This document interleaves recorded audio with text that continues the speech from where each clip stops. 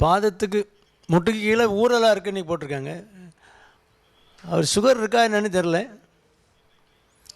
Diabetes உள்ளவங்களுக்கு நிறைய பேருக்கு முட்டுக்கு கீழே ஊறல் வரும். ஏன்னா அந்த டயபெட்டிஸுங்கிறது ஒரு வாஸ்குலர் டிசீஸ். இரத்த குழாய்களில் அடைப்பு கொண்டு வரும். நமக்கு காலை நல்லா ஹெல்த்தியாக வைக்கணும்னா வேர்வை சுரப்பி நல்லா வேலை செய்யணும், எண்ணெய் சுரப்பி நல்லா வேலை செய்யணும். அப்போ தான் சுரப்பாக பளபளப்பாக நமக்கு தோல் அதுக்குரிய வேலையை செய்யும். ட்ரைனஸ் வந்துட்டுனா ஊறல் வந்துடும், இச்சிங் வந்துடும்.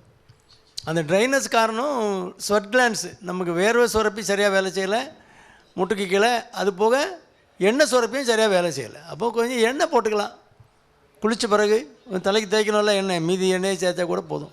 தேங்காய் எண்ணெய் அப்படி ஒரு தேய்ச்சி விட்டோன்னா, இல்லைன்னா ஒரு ஆயில் சப்ளிமெண்டேஷன் பண்ணிக்கலாம்.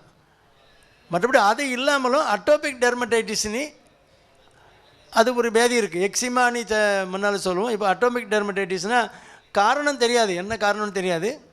ஒரு பர்டிகுலர் சைட்டில் உங்களுக்கு ஊறல் வந்துக்கிட்டே இருக்கும். நீங்கள் திரும்ப திரும்ப தேய்ச்சிங்கன்னா அந்த இடம் ஹைப்பர்ட்ரோஃபி ஆயிரும், கருப்பாயிரும், ஹார்டாயிரும். ஸ்கின் வந்து திரும்ப தேய்க்க தேய்க்க ஹார்டாயிரும். அதனால் அந்த பக்கத்தில் உள்ள ஸ்கின்னுக்கும் அதுக்கும் சம்மந்தமே இல்லாத அளவுக்கு அது ஹார்டாயிரும். அது நீங்கள் தேய்க்க தேய்க்க உங்கள் வேலை தான் அது. நீங்கள் தேய்ச்சி அப்படி ஆக்கிடுவீங்க. அதனால் இப்போ அதில் இன்ஃபெக்ஷன் ஆகும். நம்ம நகத்தை வச்சு சுரண்டும் போது ஸ்கின்னில் உள்ள கிருமி உள்ளே போயிடும், இன்ஃபெக்ஷன் ஆயிரும். அதனால் அது செகண்டரி இன்ஃபெக்ஷன். அது கிருமி தொற்று வந்து அதனாலேயும் உங்களுக்கு ஃபீவர் வரலாம், வலி இருக்கலாம், அந்த மாதிரி ப்ராப்ளம்லாம் வரலாம். சுகர் உள்ளவங்களுக்கு முக்கியமான காரணம் வந்து ட்ரைனஸ் வந்தது. சின்ன இரத்த குழாய்கள் அடைப்படுறதுனால ஸ்வெட் கிளான்ஸ் சரியாக வேலை செய்யாது, வேர்வை சுரப்பி வேலை செய்யாது, செபேஷியஸ் கிளான்ஸு எண்ணெய் சுரக்கிற சுரப்பிகளும் வேலை செய்யாது. ஏன்னா அதுக்கும் சின்ன சப்ளை இருந்தால் தான் வேலை செய்யும். அது மைன்யூட்டாக அந்த சின்ன சின்ன இரத்த குழாய்களை தான் முதல்ல அடைப்படும், சர்க்கரை கட்டுப்பாட்டில் இல்லைன்னா. இருந்தாலுமே நாளடைவில் 10 வருஷம் சுகர் 20 வருஷம் சுகர் உள்ளவங்களுக்கு அந்த பிரச்சனை வரலாம்.